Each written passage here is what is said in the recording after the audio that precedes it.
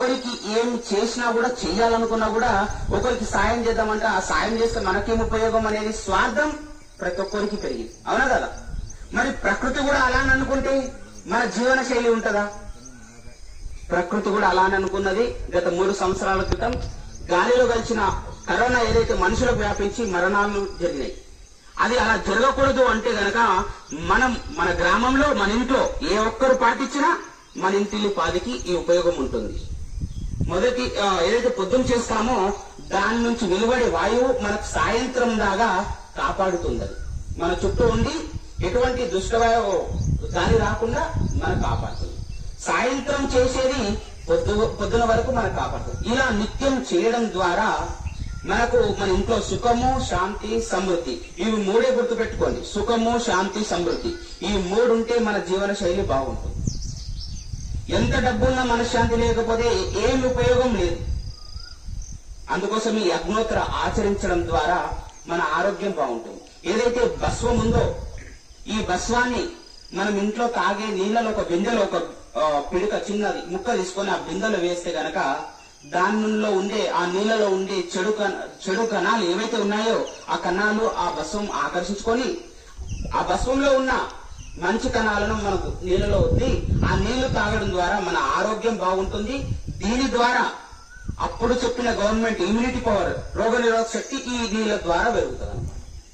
ఏదైనా మన బాడీలో ఏదైతే నీళ్లు ఉన్నాయో మనిషి అనుకుంటాడు నేను ఇంతలా ఉన్నా, ఇంత బలంగా ఉన్నా అని. బాడీలో ఉండేది 79% నీళ్లు మాత్రమే. నీళ్లు మాత్రమే. ఆ నీళ్ళని మనం మంచి తీసుకోవాలంటే భస్వాన్ని దానిలో వేసి మనం ఆ రోజు నీళ్లు తాగడం ద్వారా ఎటువంటి హాని అనేది జరగదు. మీరు చెక్ చేసుకోవాలంటే కూడా చెక్ చేసుకోవచ్చు. అగ్నోత్తర బిఫోర్ అంటే ఒక 10 నిమిషాల ముందు బీపీ షుగర్ చెక్ చేసుకొని అగ్నోత్తర అయిన తర్వాత కూడా 10 నిమిషాల తర్వాత బీపీ షుగర్ చెక్ చేసుకుంటే మీకు వచ్చే రిజల్ట్ చేంజ్ చేసి ఉంటాయి. 100% ఉంటుంది. ఎందుకంటే మేము ఆచరణ చేస్తున్నాం, దాన్ని అనుభవిస్తున్నాం కాబట్టి మీకు ఈరోజు చెప్పడం జరిగింది. దయచేసి ఈ ఆచరించడానికి ప్రయత్నం చేస్తే మన ఇంట్లో నిత్యం డాక్టర్ ఉన్నట్టే. డాక్టర్ అంటే నాకు ఒక చిన్న విషయం గుర్తుకొస్తుంది. అంటే ఇప్పుడు నేను పుట్టిన సమయానికి ఆ చిన్న ఉన్న టైంలో ఊరూరు ఒక బ్యాగ్ పట్టుకొని డాక్టర్ వచ్చేటోడు. ఇప్పుడు మన ఆస్తులన్నీ బ్యాగ్ లో పైసలు నింపుకొని హాస్పిటల్కి వెళ్తున్నాం. మనం పరిస్థితి ఏ రకంగా అయింది? ఆ డాక్టర్ వచ్చి కనుక్కోవడం బెటరా, లేకపోతే మనమే ఆస్తులన్నీ బ్యాగ్ లో డబ్బు పట్టుకోవడం బెటరా?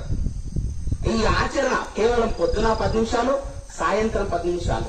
పరమేశ్వరుడు స్వయాన వచ్చి మీరిచ్చే ఆహుతులు స్వీకరించి వెళ్ళిపోతాడు. పొద్దున స్వీకరిస్తాడు. ఇప్పుడు మీ అందరి చేత పరమేశ్వరుడు స్వీకరించే ఉన్నాడు. అలాగే సాయంత్రం చేయడం ద్వారా సాయంత్రం కూడా పరమేశ్వరుడు ఈ స్వాహ స్వీకరించి మీకు తన కృప అనేది ఉంటుంది. కృప అంటే ఏది? మనకు మంచి ఆరోగ్యం ఇవ్వడమే కృప. డబ్బులు, ఆస్తులు కాదు. ఈ రోజులలో ఆరోగ్యం మించినది ఏదీ లేదు. ఈ ఆచరణ చేయడానికి ప్రయత్నం చేయండి. ఈ ఊళ్ళో రామాలయం ఉంది. రామాలయం ప్రాముఖ్యత కూడా తెలుసుకోవాలి. ఇప్పుడు ఈ ప్రపంచవ్యాప్తంగా రామనామ స్మరణ కూడా జరుగుతుంది. రామనామ స్మరణ ఎంత ముఖ్యమో రాముడు ఏం ఆచరించిందో ఆ ఆచరణ కూడా చాలా ముఖ్యం. ఎప్పుడైతే 14 సంవత్సరాలు కౌశల్యాదేవిని వదిలి వనవాసానికి శ్రీరాముడు వెళ్తాడో ఆ సమయానికి తన తల్లికి ఒక అగ్నోత్తర పాత్ర ఇచ్చి తను కూడా ఒక అగ్నోత్తర పాత్ర వెంట పెట్టుకొని 14 సంవత్సరాలు అడవులలో అగ్నోత్తర ఆచరిస్తూ మళ్ళీ తిరిగి రాజ్యానికి వచ్చినప్పుడు కూడా తన తమ్మునికి భరతునికి అదే అడిగాడు. ఏది ఈ రాజ్యంలో అందరూ అగ్నోత్తరం ఆచరిస్తున్నారా అని అడగడం జరిగింది. ఆ ఆచరించడం ద్వారానే రామరాజ్యంలో రాముడు బాగుండే, ప్రజలు బాగుండే, ప్రకృతి బాగుండే, పంటలు బాగుండే. ఈ రోజు కూడా మనం రామరాజ్యం కావాలని కోరుకోవడానికి కారణం అదే. అందుకోసం దయచేసి రాముడు ఆచరించింది మనం కూడా ఆచరించి మన గృహము బాగుండేటట్లు చూసుకునే బాధ్యత మనది. ఏదైతే ఇప్పుడు మనం ఆచరిస్తున్నామో నెక్స్ట్ తరాలు కూడా ఆచరించడానికి అవకాశం ఉంటుంది. లేదు అంటే నెక్స్ట్ తరాలకి ఏంటో కూడా తెలియదు.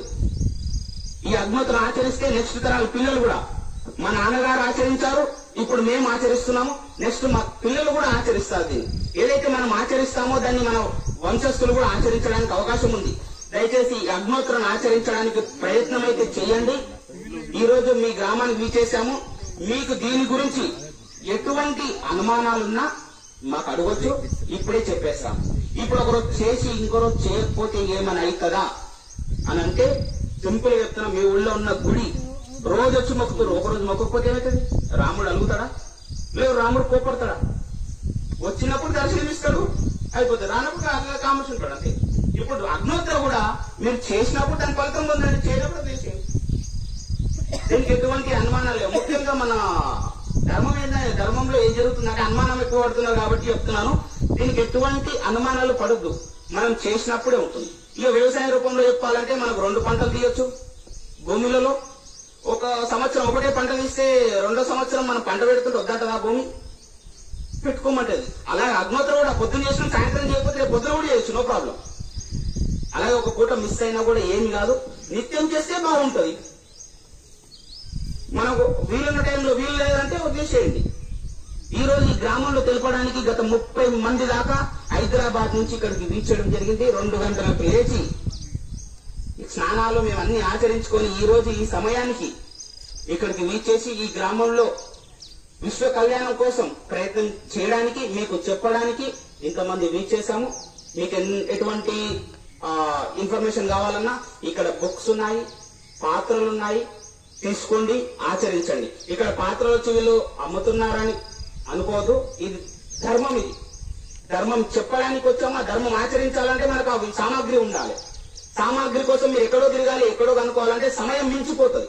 ఆ సమయం మించొద్దు. మనకు తెలిసినప్పుడే మనం ఈ ఆచరించాలని చెప్పడానికే స్వయాన మీ దగ్గరికి ఆచరణ వస్తుంది, సామాగ్రి వస్తుంది. మేము చెప్పడానికి వచ్చాము. మీ వంతు ప్రయత్నం విశ్వ కళ్యాణంలో మీ వంతు ప్రయత్నం చేయడానికి ధర్మం ఇక్కడే ఉంది. మీరు ఆచరించడానికి ప్రయత్నమే చేయండి. బుక్స్ ఉన్నాయి.